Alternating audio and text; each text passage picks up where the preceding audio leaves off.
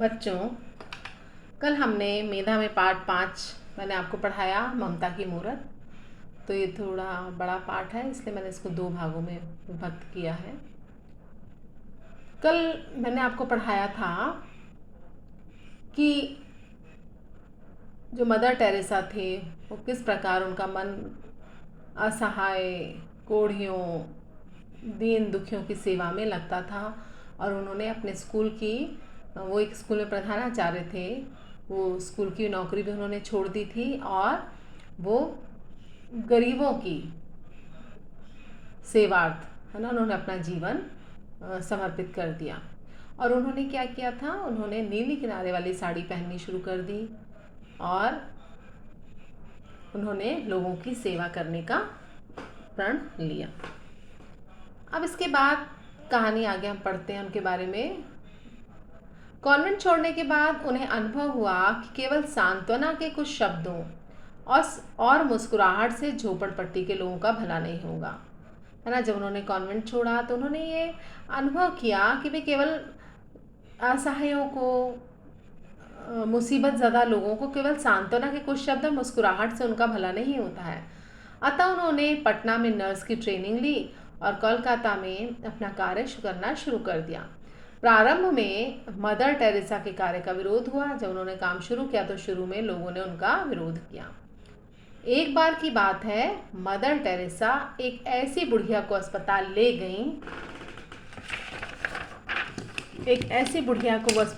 गईं, जिसका शरीर चूहों ने कुतर डाला था और वह अंतिम सांस ले रही थी।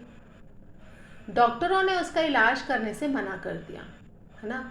एक बार वो एक ऐसी बुढ़िया को हॉस्पिटल लेकर गई जिसका शरीर जो है वो चूहों ने कुतर दिया था और वो अंतिम सांस ले रही थी, मतलब उसकी मृत्यु निकट ही प्रतीत हो रही थी।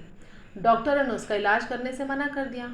मदर उसे अपनी बाहों में उठाकर दूसरे अस्पताल की ओर दौड़ी, लेकिन उस बुढ़िया ने उनकी बाहों में ही दम तोड़ दिया।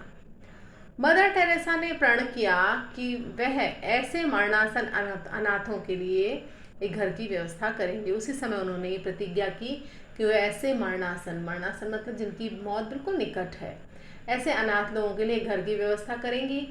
कोलकाता नगर पालिका के सहयोग से उन्हें एक ऐसी इमारत मिल गई जो पहले धर्मशाला हुआ करती थी। इसी में उन्होंने निर्मल हृदय की स्थापना की।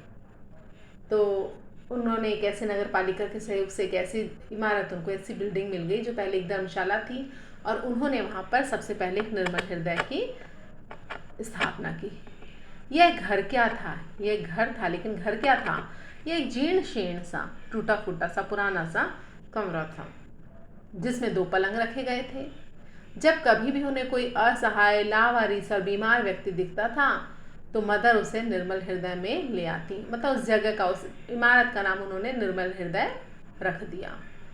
निर्मल हृदय मतलब पवित्र हृदय, ठीक है, जहाँ कोई मतलब क्लेश, जहाँ कोई भी बुरी भावनाएं ना हो, निर्मल हो, जो पाप रहित हो, ठीक है। तो उस कमरे में 2 पलंग रखे हुए थे। जब कभी भी उन्हें कोई असहाय, लावारिस और बीमार व्यक्ति दिखता था तो मदर उसे निर्मल हृदय में ले आती। यहाँ स्नेह, सहानुभूति और प्यार के साथ उसकी सेवा और उपचार करती। जिसको भी वो लेकर के आती थी, असहाय, बेचारा गरीब कोई व्यक्ति, बीमार व्यक्ति, तो वो उसे यहाँ पर ला करके उनकी स्नेह, सहानुभूति और प्यार के साथ सेवा करती और उसका उपचार करती। मदर टेरेसा के कार्य से प्रभावित होकर कलकत्ता नगर पालिका ने उन्हें काली घाट के पास एक पुराना सा मकान दे दिया। मदर टेरेसा ने थोड़े समय में ऐसा कार्य कर दिखाया कि उनसे आर्क बिशप जो थे वो प्रभावित हुए बिना नहीं रह सके और 7 अक्टूबर 1950 को कैथोलिक चर्च द्वारा उनकी संस्था को मिशनरीज ऑफ चैरिटी की मान्यता मिल गई। माँ टेरेसा द्वारा सींचा गया यह छोटा सा पौधा आज वट वृक्ष के रूप में संसार भर में फैल गया। तो माँ ने जो एक छोटी सी संस्था बनाई थी, मिशनरीज ऑफ चैरिटी, उसको मान्यता मिल गई थी, ठीक है, कैथोलिक चर्च द्वारा। और उनके द्वारा जो छोटा सा उन्होंने जो शुरू की थी एक संस्था, वो आज उसने बहुत बड़ी होकर के एक वट वृक्ष का रूप धारण कर लिया, बहुत बड़ी संस्था वो बन गई। मदर टेरेसा ने शिशु सदन की स्थापना की, जिसमें अनाथ, अपंग समाज तथा माँ बाप के द्वारा त्यागे गए अवांछित बच्चे, अनवांटेड चाइल्ड जो होते हैं, उनका पालन पोषण होता है और उनकी शिक्षा की व्यवस्था की जाती है। रोगियों के ठहरने के लिए प्रेम घर और शांति नगर की स्थापना भी इन्होंने की, जिनमें रोगी इलाज कराते हुए शांतिपूर्वक प्यार भरे वातावरण में रहते हैं और स्वास्थ्य लाभ प्राप्त करते हैं। ठीक है ना। तो बच्चों का लालन पालन होता, उनकी शिक्षा की व्यवस्था होती। रोगियों को ठहरने के लिए उन्होंने प्रेम घर और शांति नगर की स्थापना की और रोगी का इलाज कराते हुए वो रोगी जो है वहाँ पर अपना इलाज कराते हुए शांतिपूर्वक प्यार भरे वातावरण में रहते हैं और स्वास्थ्य लाभ भी कमाते हैं। साथ ही साथ स्वस्थ होने के बाद उन्हें दस्तकारी वगैरह सिखाई जाती है ना। उनको एक अलग मतलब उनको अपनी आजीविका के लिए है ना दस्तकारी सिखाई जाती है, जिससे उनमें आत्मनिर्भरता और आत्मसम्मान की भावना जन्म ले, जिससे है ना वो मतलब सेल्फ डिपेंडेंट बन सकें और सेल्फ कॉन्फिडेंस भी रहे उनमें और अपना आत्मसम्मान की भावना भी रहे उनमें। ठीक है ना। मदर टेरेसा सभी कार्य अपने हाथों से करती, उन्हें किसी काम में कोई शर्म नहीं आती थी। वे रोगियों का मलमूत्र तक स्वयं साफ करती थी। भाई रोगियों को तो इतने अशक्त होते हैं, उनके शरीर में जान ही नहीं रहती बेचारों की, तो कई बार वो वहीं पर मलमूत्र विसर्जित कर देते। तो ऐसे लोगों की वो स्वयं साफ सफाई करती। वे सुबह से लेकर शाम तक लगातार काम करती रहती, किंतु हमेशा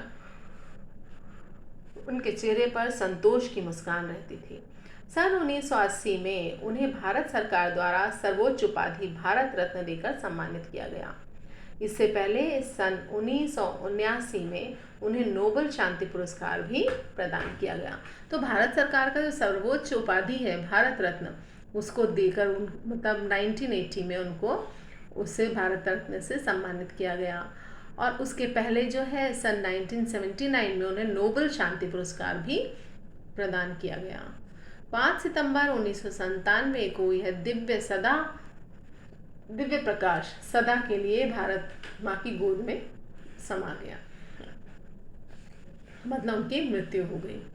पूरे संसार में शोक की लहर दौड़ गई। उस दिन संसार ने अपनी करुणामयी माँ को खो दिया था।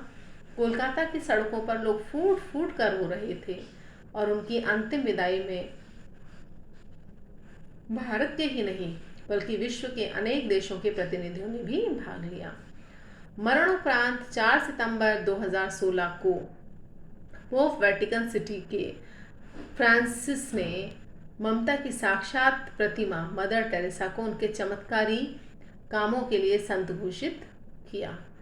तो मतलब 5 सितंबर 1997 को उनके देहावसान हुआ उनका, और इस खबर को सुनकर के पूरे संसार में, क्योंकि उनके केवल भारत ही नहीं, उनको पूरे संसार में उनकी ख्याति थी, तो लोग बहुत रोए, बहुत परेशान हुए, क्योंकि उन्होंने अपनी करुणामयी माँ को खो दिया था।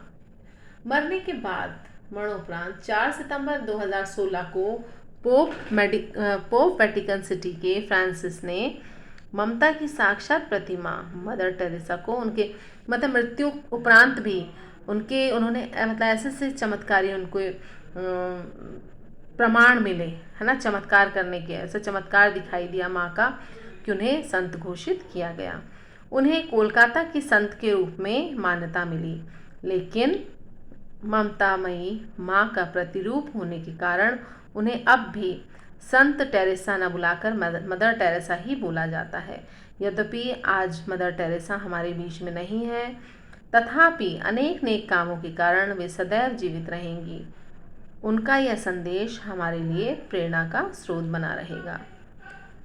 आपको विश्व में जहाँ कहीं भी दुखी, रोगी, बेसहारा, असहाय लोग मिले